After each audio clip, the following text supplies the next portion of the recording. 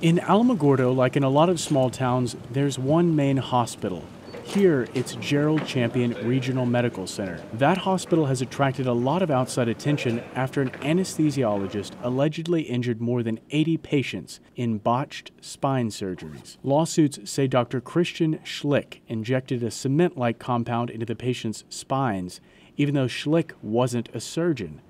Dr. Schlicht and another doctor no longer work at the hospital. The physicians themselves, Dr. Schlicht, who was one of the physicians, left shortly after I got here, and Dr. Bryant subsequently left, I think, in January of 2011, and through lots of different reasons for that.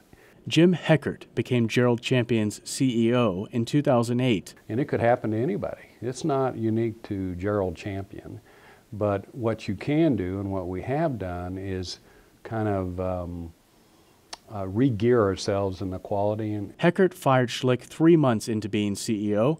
After all the lawsuits, the hospital filed for bankruptcy protection in 2011.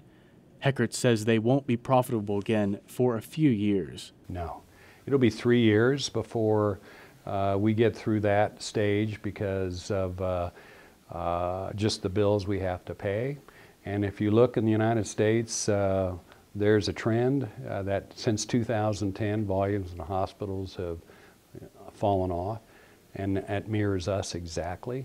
In 2010, we were at our highest volumes ever in this hospital, and then it started moving off as things started to change, as the economy started getting worse, and then the state's done a significant amount of cuts in Medicaid that certainly has a direct impact on us. We asked Mr. Heckert what the hospital could have done to keep doctors like Dr. Schlicht from practicing again.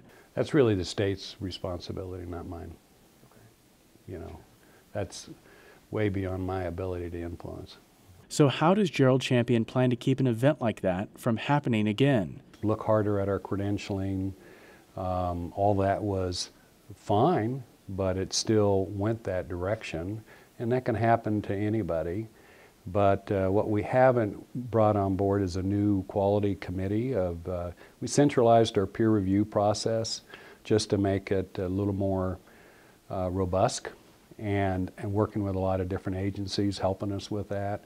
KRWG News looked at Medicare data to see how the hospital compares to others. Medicare.gov compares hospitals to state and U.S. hospitals in key areas. Gerald Champion scored around 3 times the national average for wait times for patients with a possible heart attack to receive an EKG, and that's a reading of a heart that gives critical information to diagnose rhythm problems. Gerald Champion's average time was 22 minutes. It scored well on flu vaccination percentages. Gerald Champion was around 95%. That's well above the national average of 86%. For those in Alamogordo, there aren't many medical choices, so a rural hospital like this has a lot riding on its performance. In Alamogordo, Sloan Patton, KRWG News.